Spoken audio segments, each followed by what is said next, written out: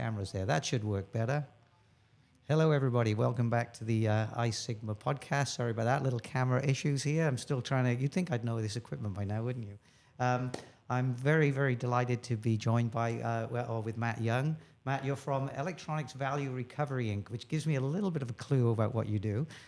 Because wanted to be a little explicit about it. Yeah, some of the names, the first thing I have to ask is I have no idea from what you do based on the name of the company, but yours gives us a really great clue. But yeah, absolutely. I really would love to learn a little bit more about you and a little bit more about the company.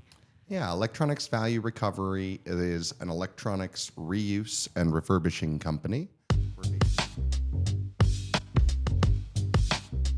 And, we are really focused on trying to extend the life cycle of electronics. So we do a lot of refurbishing and device restoration. We provide secure data destruction services, either able to shred or erase data-containing devices. And our real mission is to create a more sustainable world through electronics reuse and electronics recycling.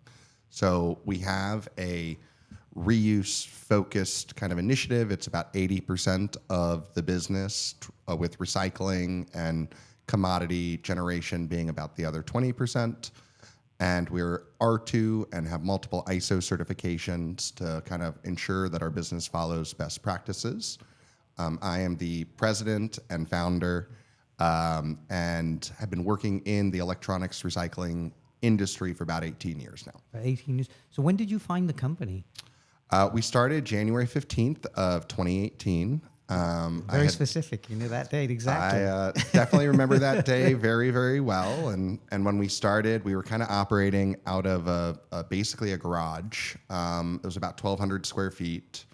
And for the first few months, it was me and my dog would go to work every day. Okay. Dog comes to the office. He has a few new feline and canine companions there. And the business has grown to about 55 people. And we took a pretty significant investment from a group out of Louisiana last year, which hopefully enables us to continue to grow the business. Okay, so we'll come back to that. That sounds very interesting. I just want to go back to the beginning. So what got you to leave whatever you were doing before and start up, as you say, one man and his dog, literally? It was really kind of, I spent the first half of my career working for one of the largest electronic recyclers in the country. And at that business, we were about 90% recycled material generation and 10% electronic reuse. And it was a great company. Got to work with a lot of amazing folks, got to learn an incredible amount. But it was very frustrating to, hit all your numbers, hit all your metrics, make all these improvements, and then the business lost money because copper fell. Yeah. And so I really kind of have always been a technology person, really love, started building computers when I was like 8 years old. Really? Always found this really fascinating. And I've always kind of focused on the reuse and refurbishing side.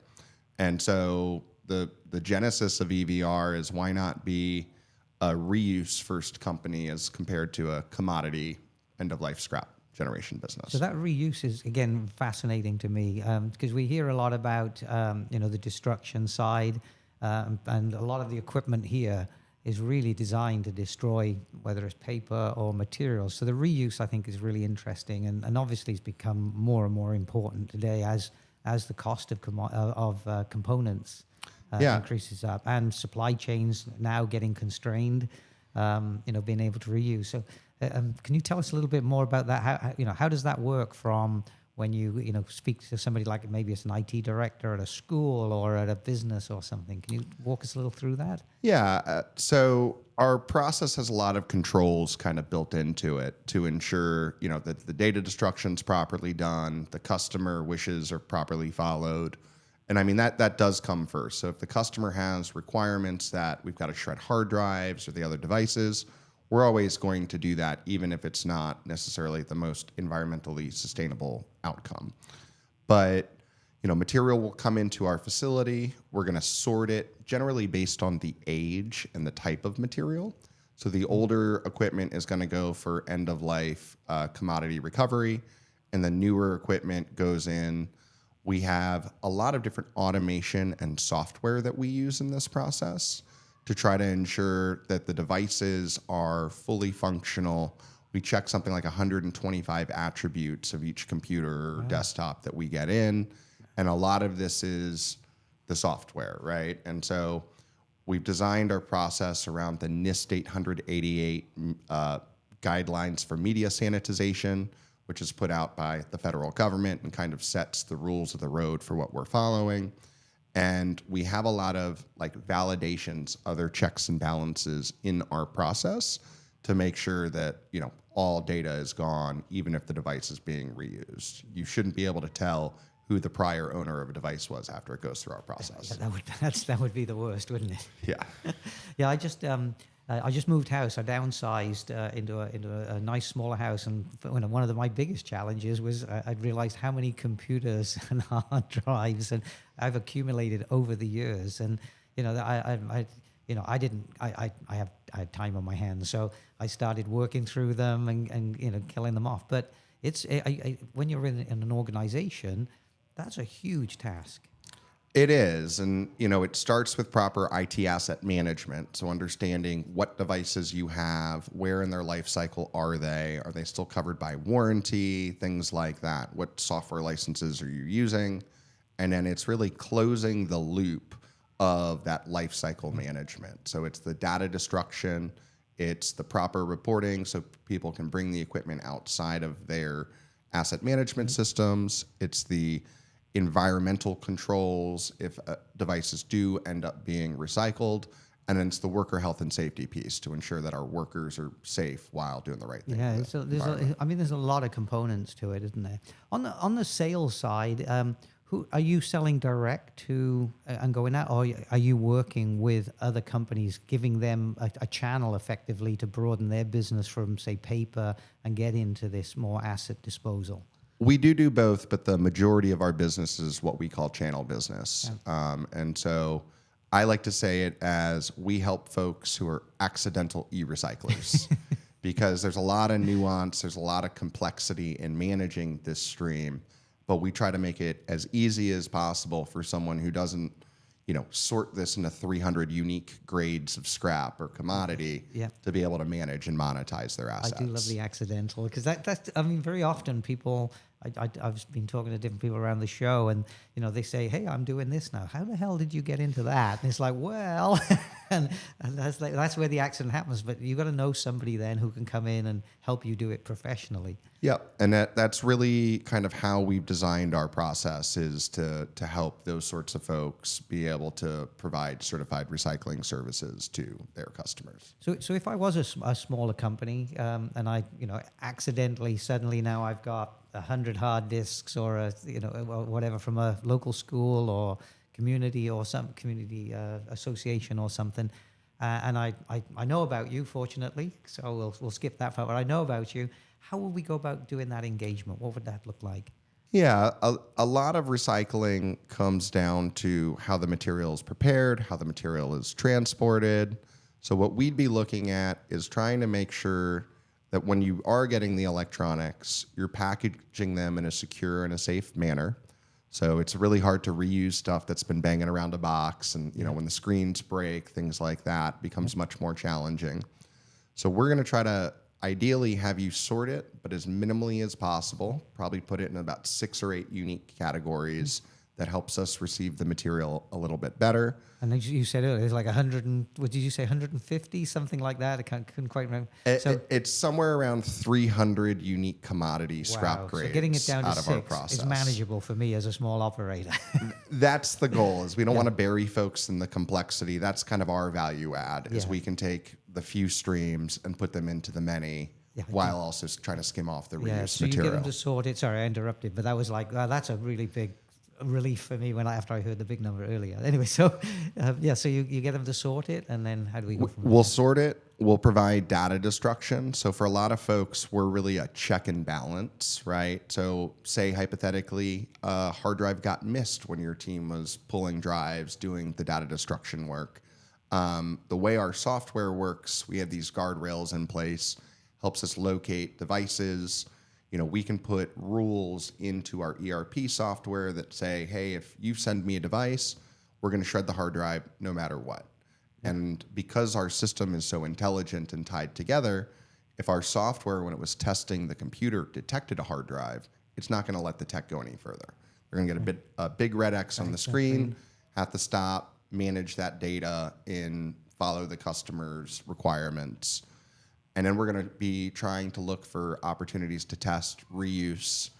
And then once you are reusing material, some of it goes to end users. So we'll sell on websites like Amazon, Walmart, eBay, one computer at a time. And sometimes you'll do container loads of products that might be going into different markets for different technologies. Yeah. Are you seeing a switch? I've been curious because I've talked to both different type groups here, which has been, I think, fascinating, absolutely fascinating. And there's value in both. But I always think with the environmental part, we're all very conscious of that now. But one of the conversations I think yesterday around compliance was, an IT manager, yes, they've got that sustainability in the back of their mind, but their number one is, I need to keep my job. None of the data on those devices ever going anywhere else.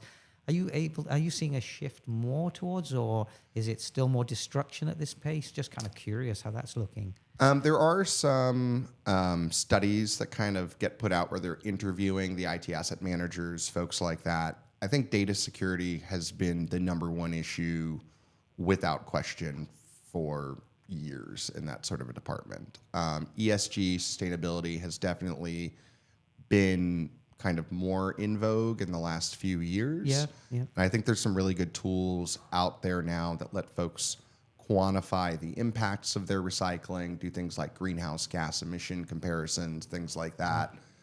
But I would say that data security is by far the most it's still important so driver. that's still the driver. Yeah, I know in the larger companies, they have to do their ESG scores, and so it counts for it. But yeah, that's what my mind is still there. Is that still that security? And one of the speakers, Aaron, earlier this morning was talking about just data and hackers and everything else. So it's always going to be at the forefront of the mind, isn't it? Yeah.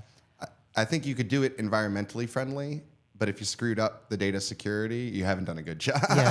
So it's kind of a non-negotiable and the brand. in the process. So really, you can educate that, hey, there are other options for this, but if the IT manager says, no, I want this destroyed, you're very happy to. The customer is always right, and we're able and equipped. We'll try to educate as best as possible on the financial impacts of doing device reuse. But some of these companies have policies, things like that, and you can't necessarily push a rock uphill. No, and again, the larger the company, the more the policies embedded, and it takes compliance and quality, and all these other groups need to be involved in changing a procedure. It could take years. It literally can take years to get some of these MSAs but you can finished start the and education finalized. going as well. Yeah. So I got to ask you the investor question, because that was really interesting. I wrote it down. So you managed to get some investment, and I always like the question an investor will ask: if I give you this money, what are you going to do with it? Yeah, I think it's we are trying to tell a growth story here, and so our business has grown substantially year over year since January 15th, 2018, and we've averaged somewhere in the 50 to 60% annual growth rate year over year. Congratulations, well done. And I'd started a couple other businesses in my career, but EVR had certainly gotten to a scale where I'd never kind of personally operated my own business of that. I'd done it with some other people's money, but it was really a point where to continue that growth, we did need additional capitalization. And so I tend to be a little bit more conservative. I don't love debt. And, we found a partner that has really similar alignment in terms of core values and kind of where we see and think that the industry is going to be going. and so we're really excited about So that. and are you able to give any kind of clues at looking at the future of where you think that investment will certainly help you to grow into? We should be opening a couple new facilities throughout the country. We've definitely hired some incredible talent already for our team and have a few new positions that we're actively searching for. And really, we want to be able to provide services throughout the country. And so being a single location recycler, refurbisher, you know, some deals just don't make sense given the transportation costs. Yes. And so trying to be closer to where our customers are should be great. Yeah, and you know, you can do the analysis then about where your concentrations are, all of the markets that you want to be in, Yeah. and get there. That's really exciting to see that growth. I mean, that at 50% year on year is staggering. It was a lot of work. It doesn't come easy, does it? We have a great team, and you know, I think we really believe in what we built. I think we sell a service that is needed out there, and kind of leading with the tip of the spear being device reuse and refurbishing is kind of a message that's been well received. Yeah. What do you think? You know, if I was an owner operator at the moment, and I'm not doing this, what am I missing? Where is this real value opportunity? Because I would think, you know, paper has a kind of a limit, whereas this, you know, more data centers, more potential opportunity. Am I thinking right? Electronics has been the fastest growing segment of the waste stream for at least 20 years and will continue to be. And so, you know, Wayne Gretzky, the reason he was a good hockey player is he saw where the puck was going. As tonnage for fiber materials drops, you know, we've been hearing for years about, you know, paper's going to go away, everything's going to be digital. You know, these trends do play out. I think it's taken a lot longer than a lot of people expected it would. But, you know, the tonnage every year coming out of all these facilities is dropping, and that trend is undeniable. Yeah, I think that's very true. So here at the show, is this really to get some of the other operators, attendees at the show to learn a little bit about yourself? Yeah, we work with a number of the different companies kind of here, and then always trying to find new accidental e-cyclers we can partner with. I still love that. I'm going to remember that. It's absolutely wonderful. So if anybody's at the show floor's still open. What's we have a booth, third booth at right. Just walk on in. Third booth on the right. Go right. right to the left, and we're right there. And come meet Matt and Valerie from our team, and they'd love to talk to you about electronics reuse, recycling, and data destruction. Wonderful. And if anybody's watching this podcast live, or they watch it later or listen to it later, how would they get hold of you? Yeah, we can be found on LinkedIn. My email address is matt@electronics with an S at the end, valuerecovery.com. And we're always happy to connect. And, you know, even if there's not necessarily a truckload of electronics in it, we always love meeting other folks in the industry. That's fantastic. Matt, it's been a real pleasure. It's been very educational for me, so I really appreciate you taking the time. Thank you so much. I appreciate the opportunity. Okay, have a wonderful show. You too.